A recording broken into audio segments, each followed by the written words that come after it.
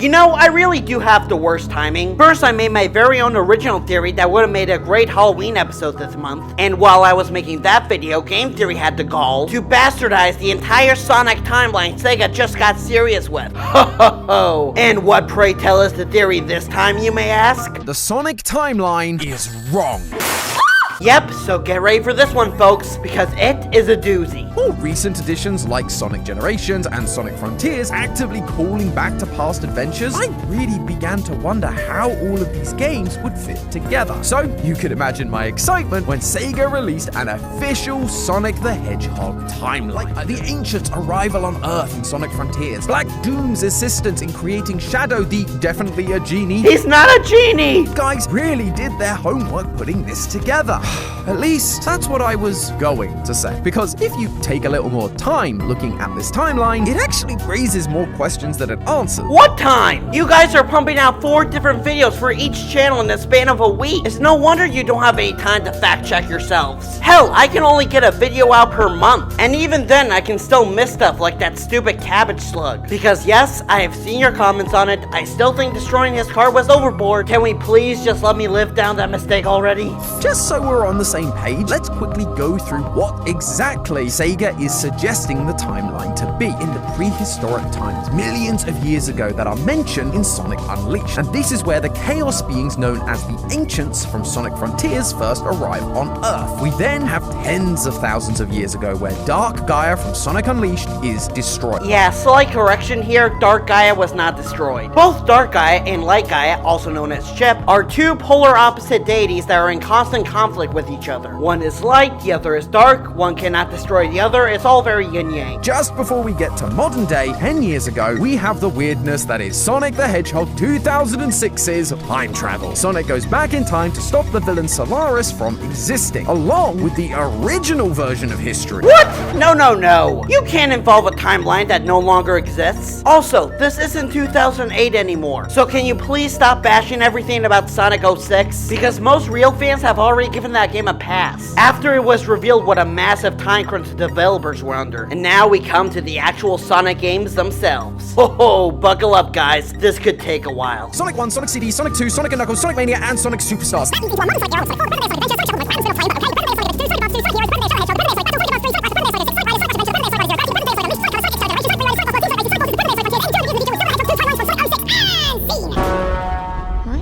What? You skipped the rest of the timeline? Not even an abridged version of most of these games? Then what's the rest of the video gonna be about? Yes. However, I don't know if you noticed, but despite it feeling like a pretty exhaustive list, I immediately saw some big games missing from that lineup. Obvious is Sonic Advance 1. Both its sequels, Advance 2 and 3, are present in the timeline, and yet the original that kicked off the spin-off series isn't included. Okay, first off, Advance 1 didn't really have much of a story to begin with anyway. It basically comes down to Eggman's up to no good, get the Chaos Emeralds and stop him. So it makes sense why they would leave that one out. Advances 1 and 2 on the other hand are a different story, as Advance 2 is where we're first introduced to Cream the Rabbit, and in Advance 3 we see the debut of Gemerald, who is in fact a rebuilt version of another robot called Emerald, who made his debut in another game called Sonic Battle, which is set in between the events of Advance 2 and 3. What's that, I hear you say? You didn't even know there was another game sandwiched between those two? Well, much like with Kingdom Hearts, if you're expecting only the numbered titles to give you all the important story stuff you need, then it's your own damn fault, Tom. It can't fit somewhere, especially when you consider the mini-games Sonic Advance had. What, you mean the Chow Garden? I mean, yeah, the fans have wanted this feature back for years, but they're not really canonical to the game's story. And the Chow Garden has at least come up in a couple games after Advance 1, so again, you're not missing much. Where does Sonic Advance go in reference to these games? To answer that, we need to look at some of the enemies encountered across the game. There are some enemies that only make an appearance in Sonic Advance and Sonic Adventure, such as Leon and Rhino Tank. Dude, Eggman can stop making these badniks, then come back to them whenever he wants. We've seen plenty of classic enemies like Buzz Bombers and Motobugs return in much later games on the timeline. For chaos' sake, just move on to a different game already. Another set of games that are noticeably absent are the storybook series of games, though I would question if 2 games makes it a series. Okay.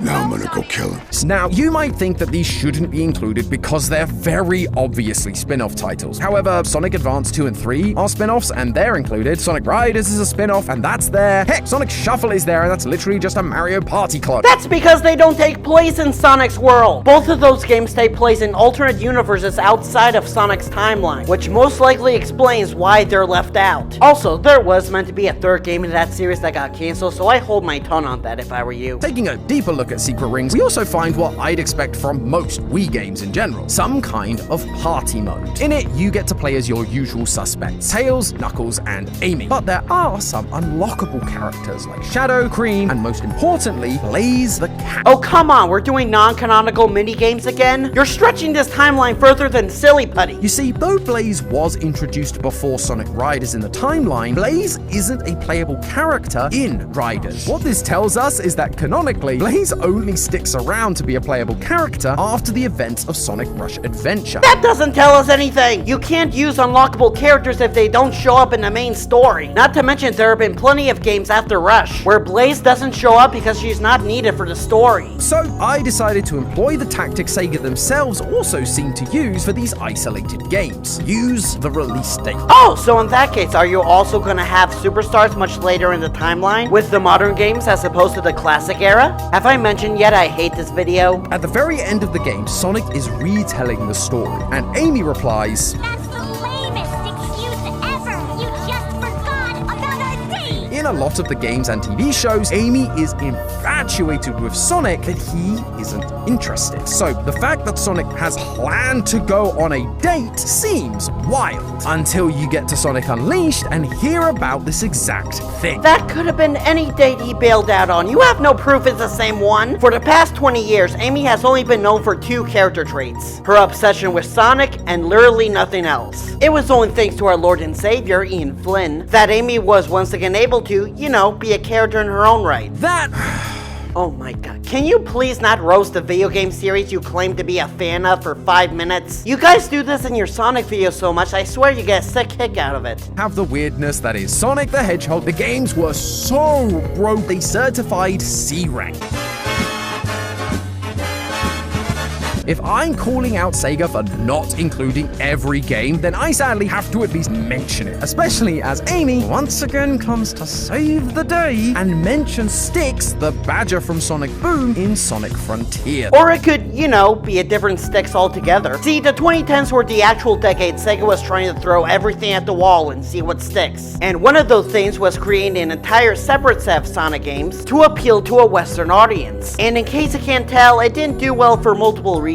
But the idea of them being a separate universe definitely still remains, especially since even the Tales 2 videos reinforce the idea of a Sonic multiverse. And yes, I know they came to the same conclusion in the video as well, but it's obvious they were just focusing on one singular timeline overall, so Sega didn't really forget anything here. Time's sake, I can't go into detail on every single spin-off, because much like Nintendo with Mario, Sega loves making Sonic spin-offs.